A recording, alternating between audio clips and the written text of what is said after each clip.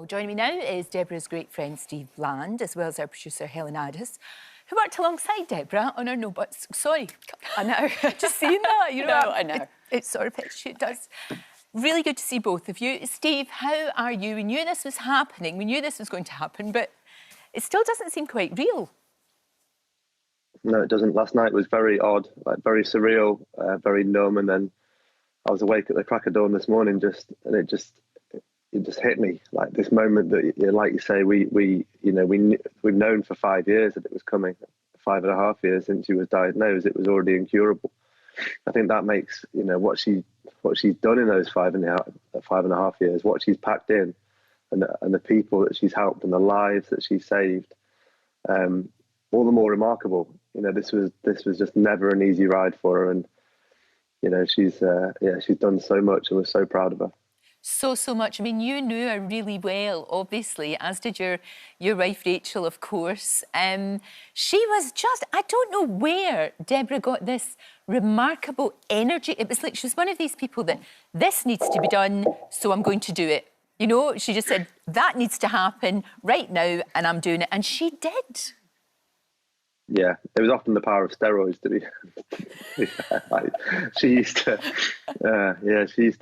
when she was on one of her steroid treatments, she used to bombard us. You'd wake up in the morning and there'd be 100 messages with just all these different ideas, and she just had an unbelievable zest for life, didn't she?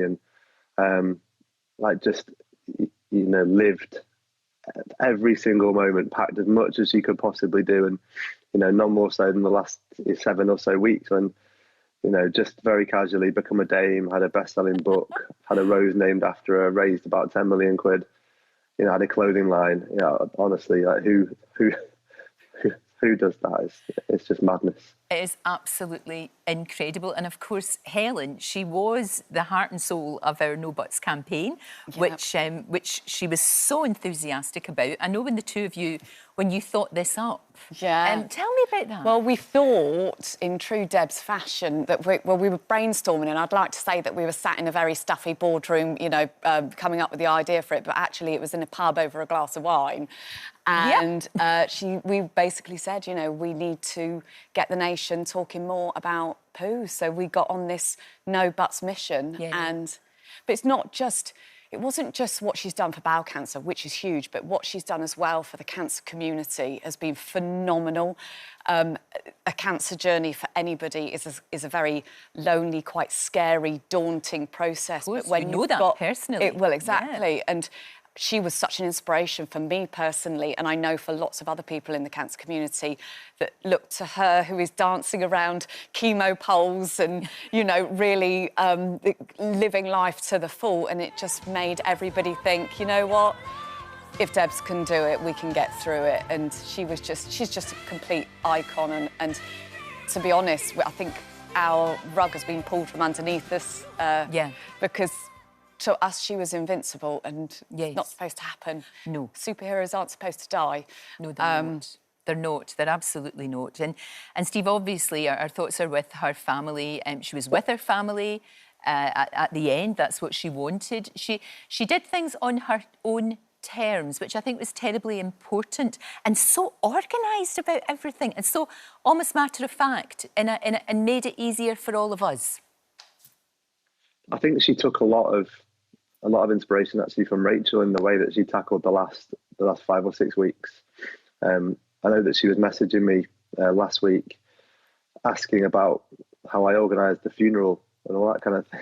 She was just super organised, and like you say, did it exactly on her terms. Deb and Rachel used to talk a lot about being in denial and using denial as a really powerful tool. But I've always thought that actually does them a bit of a disservice, because they knew exactly what was happening. Deb particularly knew exactly what was happening to her, and yet she stared it right in the face and lived life as hard as she possibly could for as long as she possibly could. And it taught us so much about living in the way that she died. It's she would have given anything for another week, another month, another year with her, with a wonderful family.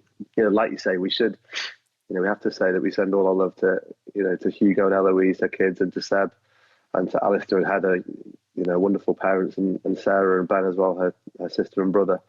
You know, they must be just absolutely crushed this morning, but feeling so, you know, hopefully feeling so buoyed by the, you know, the tributes and never, you know, all the wonderful things that people are saying about their girl. Exactly. Steve, thank you for joining us this morning. I know how tough it is and how hard it is for you, because you know her so well, and she was such a good friend to you through some of the toughest times. But boy, will we remember her. And Helen, what a legacy. And we're obviously going to continue her amazing work with our campaign, aren't we? With our we're not going to stop. We're going to keep flying that flag. And she told me, it wasn't even that long ago, on the phone she called me and she was telling me on no uncertain terms how we need to do it. And well, of even course when she was. She said, yeah, she also said that we need to be abseiling and skydiving for her. But fine. I was like, OK. I wouldn't do that for many people, but I'll do anything that she wanted, anything that we'll she do wanted. Her proud. Absolutely. Thank you, Helen. Thank you so much. Don't forget, you can watch full episodes of Lorraine on the ITV Hub, and all the best clips, compilations and playlists right here on our channel. Just subscribe now and you'll never miss an upload. Click here to watch another video similar to this one, or click here to head to our channel's homepage to explore all of our exciting videos.